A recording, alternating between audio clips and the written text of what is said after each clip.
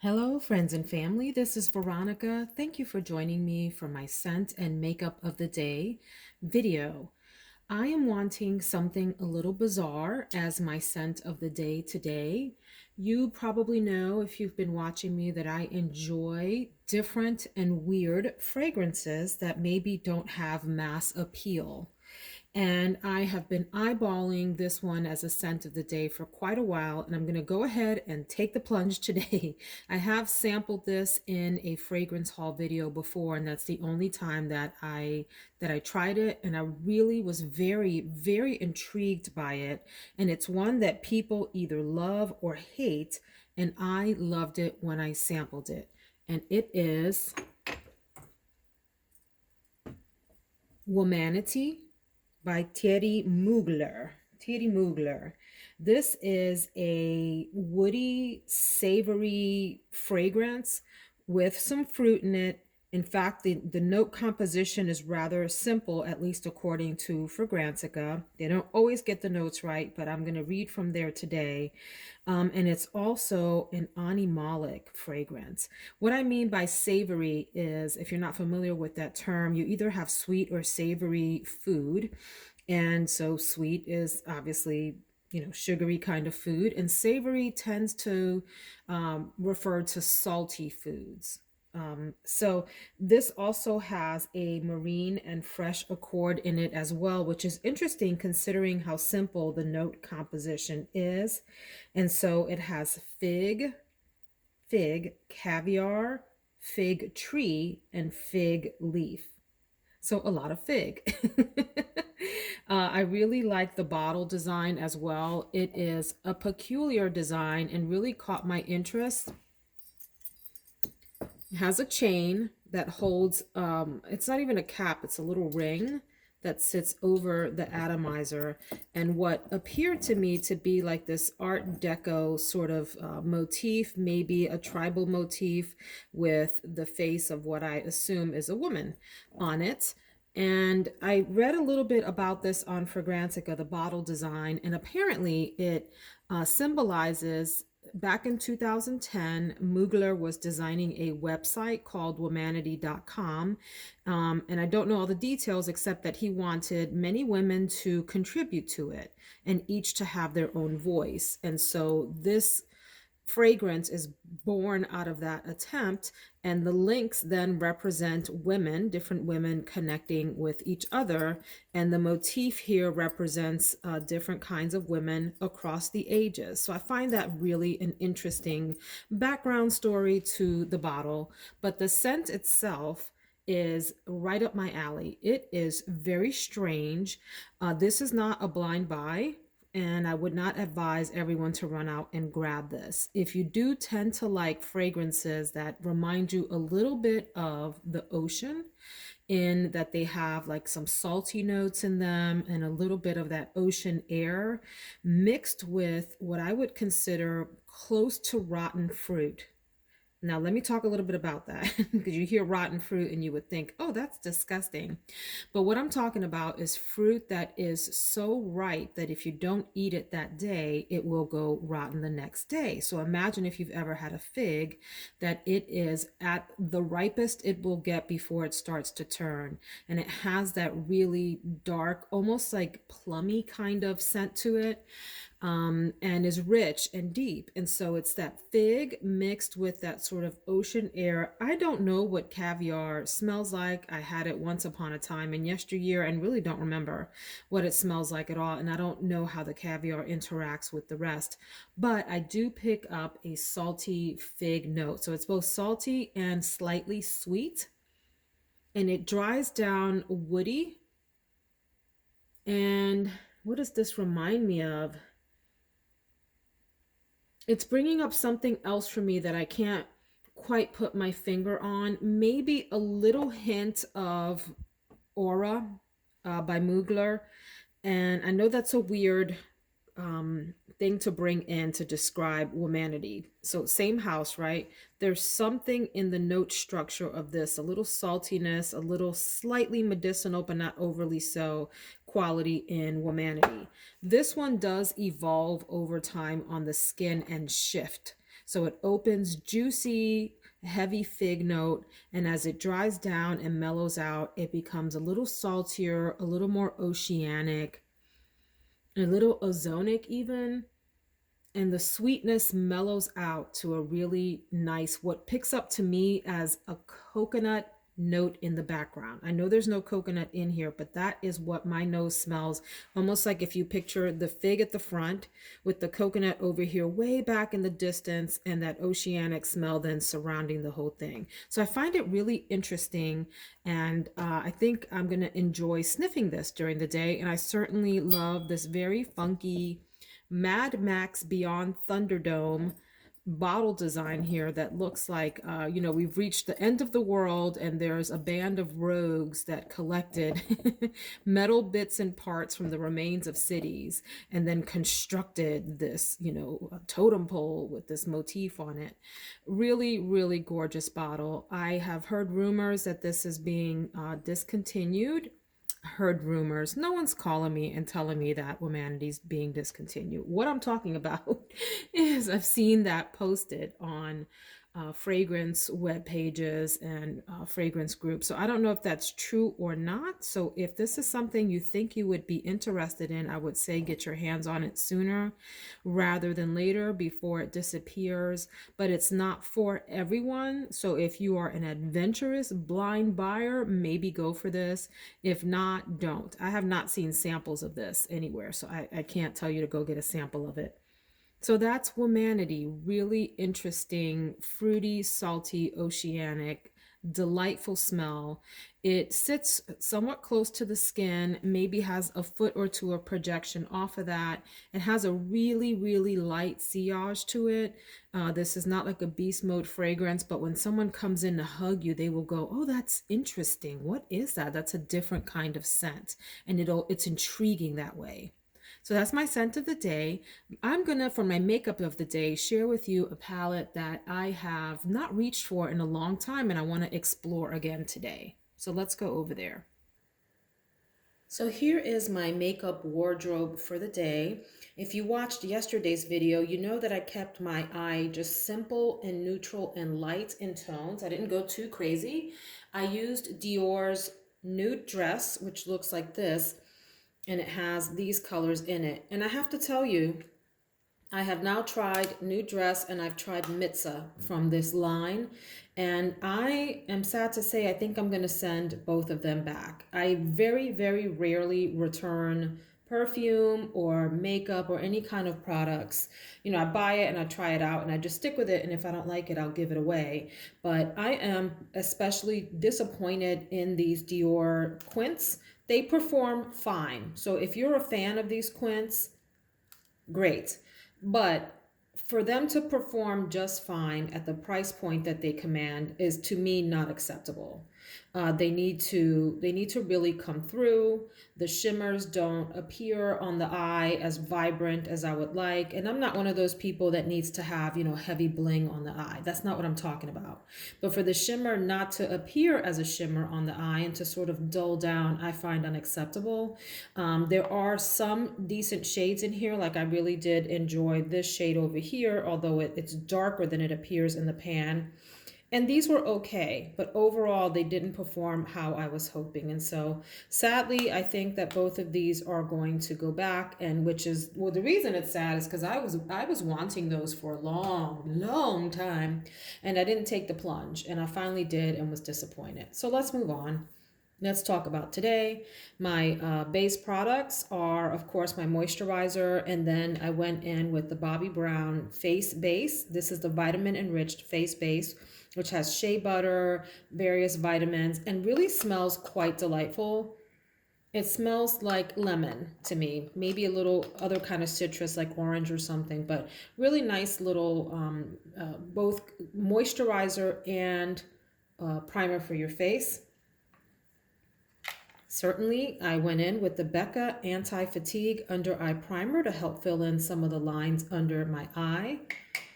For my eyeshadow base, it's the MAC Paint Pot in Ochre, which looks like that, and is a great waxy base for your eyeshadow You do want to give that just a minute to settle in before you start going in with eyeshadow. And you can set it if you want to, but I really don't think you need to, and I don't usually. I very, very rarely put powder over the MAC Paint Pot products. I just let them do their thing, and they provide a really nice foundation for my eyeshadow all day long. I am going to use, so I put on some products, but not all. I put that stuff on, and so everything else I have not put on yet. I'm going to use the CoverGirl True Blend Undercover Concealer. This is in Golden Natural M100. Guys, if you want a solid drugstore concealer, this is one. Milani, the Milani is another one that I would definitely recommend, and a few others. This is a nice full coverage concealer. I always say just put in the smallest amount and tap it out. Tap it out. And only put a little dot on maybe like the inner corner area of your eye and on the outer corner, and then tap it out into the middle. All right, don't do these huge sort of swipes all over your face. It's too much. Anyway, this is a good performer, especially when paired with that anti-fatigue concealer from Becca. I will, for my foundation, go to an old favorite, and that's the Giorgio Armani Luminous Silk Foundation. I have 3 of these. I like it a lot. It does give you a little bit of luminosity on the skin, not too much. You're not going to look overly dewy, but it looks nice and natural, and you look moisturized, which is what I like. I don't always want to be matte and flat. I like a little moisture look on my skin. This is in the color 5.5. I have the color 5, and I also have 6, a little version of 6, and you can see that I put a nice dent in these, even though it looks kind of gross on the screen there, but nothing's wrong with it, I promise. But this is a little bit more olive in tone. This is a bit more pinky. I may mix these a little bit to match my skin tone. I'll see it when I go in, but this is a wonderful, great performer that looks really quite natural and nice on the skin. I never have a bad skin day when I use the Luminous Silk. Really nice. Yeah, I can see that that's probably going to be too light for my face. I may go in with that 6. And it's okay, guys, to mix your foundations. You can mix within the line, or you can mix different lines. It's okay. It's your makeup. It's your makeup. Do what you want. You want to mix them. You want to come up with your own colors. Have fun. Powder today is going to be the Huda Beauty in Banana Bread. I'm going to use a little bit to powder my T-zone. I love that it has this mesh netting here where you can tap your brush directly into it. And it smells wonderful. If you don't like fragrance in your products, you may want to stay away from this. If you do like a little fragrance, I have this one, Banana Bread, and I forget what the other one is, Pound Cake I think I have, and they both smell so yummy. All right, my bronzer today is going to be good old faithful HOOLA Benefit. I have it in this size. It does come in a bigger pan. When I run out of this, I will get the jumbo pan, because I find this packaging incredibly obnoxious. I hate it. I hate how much space this takes up. I hate that it's cardboard, and I hate that I have to dig my brush inside of this limit. So I like to use a big brush. Let me show you. Like I might go in with like this Wayne Goss fan brush today. By the way, beautiful brush with great natural bristles, but I digress. And I mean, I can't get it all in there, which is just aggravating. But this is a great bronzer. It's a faithful bronzer and performs well on the skin and gives a nice brownish color that's neither too neutral nor too warm. I think it's really quite perfect for my skin tone. This does come in different tones. It comes a lighter color and it also comes darker. I think it's called Toasted Caramel or Caramel or something, which I would like to try. So good one there. On my eyes, I'm going to use Charlotte Tilbury's Push Up Lashes, Pillow Talk Push Up Lashes. And I think that you have heard by now several times that this is in the color Super Black, by the way. I didn't want to give this mascara a try. I had this block against Charlotte Tilbury products, even though I have some Charlotte Tilbury products like lipsticks and the Hollywood Flawless Filter and the powder and whatever. But I felt like her brand got so much hype, and I was like, there's no way that this mascara can be better than some of the ones I use, and at the price point, which I think is in the high 20s, like 29 or something. But you know, Sephora sales, they get me. They get me, guys. So I ordered it and tried it, and I'm in love. This is now in Holy Grail status. It's a really interesting wand, and you use the flat side to go up first and deposit product on your eyelashes, and then you turn it and use the brush side to work the product through your eyelashes. Really wonderful. You got to know how to use it, but it does push up my lashes to the heavens and keeps them in place all day with no smudging, no fallout, nothing. The key though is not to overwork it. Make sure you're curling your lashes, and then you're going in there with several strokes and be done. Don't go in there and keep playing and playing and playing. You're going to end up with a hot mess. Don't do that. All right. I'm going to use the Benefit Precisely My Brow Pencil, which I'm making a good dent in this. I've been using it faithfully as my only brow pencil when I do go in with a brow pencil. And this is in the color 3.5, which helps to fill in some of the sparse areas in my eyebrows. Really great pencil, and it has a spoolie on the other side. Has replaced the Anastasia Brow Wiz for me, which I used for years and years. So that tells you a lot about this one. All right, on my lips, I'm going to go in with Marc Jacobs Oh Coco. Oh Coco. This is a beautiful color. What I don't like about the Marc Jacobs lip liners is they're so creamy. They kind of just come off easily. See, it's already like rubbing off. I wish they lasted a little bit longer, but I do love that they go on easy, and I love this beautiful brown color. It's not quite cocoa. When I think of cocoa, I think of a more cool leaning dark chocolate color. So this is like milk chocolate mixed with like a praline kind of color to me, but it's really pretty. The L'Oreal 978 All Out Pout Color Riche lipstick is my lip for the day. This is a very, very faithful pinky neutral color, like a nude. Love this. Love this entire line of lipsticks. I love the L'Oreal and I love the Maybelline. They're matte lines, both of them. And I've gotten every color that's nude or brownish that I could get my hands on. I would advise buying these at Walmart because they are cheaper there than your other drugstores if you're in the US. Like your CVS and your Walgreens and whatever, your grocery stores are always going to have these at $1 or more higher than Walmart. Now, of course, you can wait for sales at any one of those places where these are either half off or you buy one, get one half off or whatever, and you can rack up that way. You can also grab these on Amazon because I've ordered many lipsticks off of Amazon for under $5. So anyway, that's All Out Pout. Number 978. Really fantastic nudie color. It's like your lips, but better and darker. All right, we're nearing the end here. The NARS, goodness gracious, Exposed Cheek Palette is going to be my blush palette for today. And it looks like that, okay? I don't know that this is sold anymore, but you can find it like on the secondhand market, like on Mercari or whatever. And maybe there's some on eBay also. Really great selection of blushes. You have to know how to work with these. The top layer of these is a little hard to get through. And once you break through that, you want to stipple your brush in these and then put it on your skin.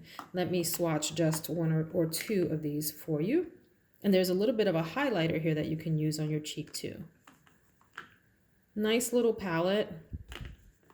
Some people had this in like Holy Grail status. I think that's a little extreme in my opinion, but that's okay. To each their own. So you get a lot of variety of shades. Like that one's more like a dark peachy color. And this one here is a bright corally color, and so on and so forth. So I love good cheek palettes that give you options for colors and that you can mix and match also. As a highlighter, I'm going to use this one that I've had for a long time and I don't dip into that much because I kind of forget about it. But this is the Milani Luminoso Glow in the color 01. It's considered a shimmering face palette. So you can use this for shadow if you want, or you can use it for highlighter. And I love that it gives you a variety of shades from the lightest pinks over to these deeper, more, what would we call these, brownie, plummy colors. You got some golds in here. You got a champagne-y color. All these years later, I think this is 2 or 3 years old, and it's still nice and buttery. See that? Really like that. I think it's a great face palette. You can use these for shadow. You can use these for, you can even, mix with your blush and get like a luminous glow for your blush. But I will use it as highlighter and probably stick in here. Nice little palette. I don't know if it's still sold, but a good choice. And then, the star of the show. Well, I don't know, is the lip the star of the show? Are we going with a star neutral lip, or are you going to be the star? I don't know. They might compete today. But this is a palette that I purchased a while back. I want to say it's maybe 3 years old. And it's called Tartlette in Bloom by Tarte. So this for a while was all the rage on YouTube when it first came out. YouTubers were going bananas over this. And, with good reason. It is what is considered a really versatile neutral palette. Let me show you what it's like. So that's what it looks like in here, okay? I have put this in my travel drawer. So there are palettes that I love, which are like my Natasha Denona's, my Pat McGrath's, some of my Urban Decay, my Sydney Grace. Those are in other drawers, my Tom Ford's. And those are the ones that I reach for every day. And then I have a drawer of palettes like this that I like, but not as much as the others. And so I call that my travel palette drawer because I'm not ready to get rid of them. I do like them, but I don't reach for them every day. And so I thought I would bring old Tartlette in Bloom back out, bring the old girl back out and give her another run here. And so what I like about this palette is that you have some great options for neutral shades that work in a lot of different kinds of scenarios, settings, etc. You can play all around this palette, or you can treat these like rows. By the way, there's a regular Tartlette, and then there's the Tartlette Toasted, I think it's called. And then recently Tarte came out with like another set of these for the holidays. And I forget the difference of those. I want to say maybe they're 9 panners. I don't remember, but I didn't grab any of those. This is the only one that I have. But what I was going to say is you can go across the row for your look. And that's what I like about this. It's no nonsense that way, that you really don't have to jump around the palette. So you can go for a more sort of rosy, pinky, warm look here. You can go for your regular old neutralish warm, or you can lean cool with this row back here. You can mix and match as you like. They're mostly mattes. You do have a shimmer here in Rocker, Firecracker, and Funny Girl. I don't find this to be a palette that knocks my socks off, but it is a solid performer. And it is great for travel. And because there are mostly like neutralish tones, some lean cool, some lean warm, it works for office for me, right? So I can grab this and know I'm going to get a good look if I have to go to meetings, conferences, etc., meet with clients. I'm going to be good to go with this palette. It's not going to disappoint me. It doesn't last forever and ever. This isn't one that takes you all the way to the night. It really goes till about dinner time, and you may have to freshen up your look a little bit then. But let me swatch a few of these. I may go in this row. I'm feeling this row today, but I don't know. Crazy things happen here at Veronica's house. Oh, maybe I should use this. Let's use this hand. So this is Sweetheart. Nice, simple pink color.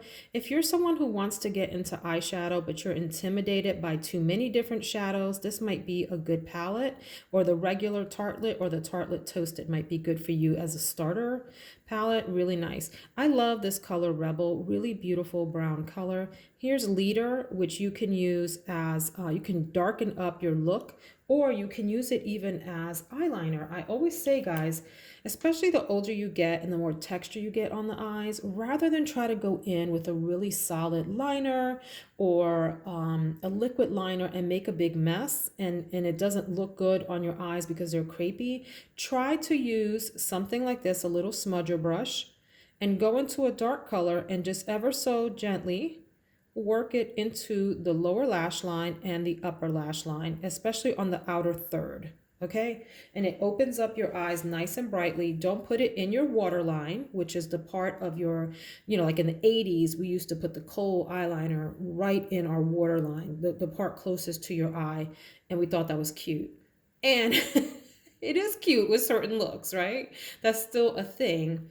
But more and more as you get older and your eyes start to take different shapes, your skin changes, my advice would be to stick to the outer third of the eye. Don't bring your eyeliner all the way in. You don't have to do that. You can play with that. If it looks good on you, it looks good on you. But stick to the outer third and use a shadow as your liner. It gives a softer, more forgiving liner look and helps to make your eyes look bigger at the same time. So here's Funny Girl, which is the shimmer in that line. So there you go. That's the bottom row. And let me also do the top row for comparison. Here's Charmer. Okay. Jet Setter. Really nice neutral color there. Oh, I'm not even in frame. Jet Setter. Rocker. See, this this is not a big performer for me. It's way too soft and you got to work with it too much. And so some of the shades are hit and miss that way. And then Smoke Show. So that's the top row, okay? And you get the idea. It's a nice neutral palette. Not the best performing palette, but certainly worth a try, especially if you get it on sale. I think these are typically in the $40 range, I want to say, somewhere up there. Get it on sale. Sometimes they're half off, and in that case, it's a really great bargain. That is my video for today. Hope you enjoyed. Please subscribe if you would like to hang out with me and talk about perfume and makeup and household things and life. I'd love to see you back. Have a great day. Take care.